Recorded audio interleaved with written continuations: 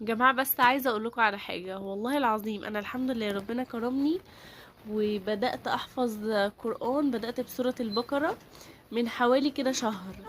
فكل لما افتح التلفزيون والله الاقيها يا جماعة من اولها، قسما بالله مسافة ما بجيب القناة بحس ان الحتة اللي انا براجعها مع نفسي هي ديت.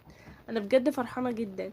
كل من مسافة شهر او شهر ونص، كل ما بفتح اي قناة قرآن بلاقي الجزء الاول مكان ما انا كنت بحفظ، لحد ما بقف بفضل اسمع، يعني كأني براجع كل مرة. فربنا عارفة ان هو ميسر لي حاجة زي كده، والحمد لله والشكر لله.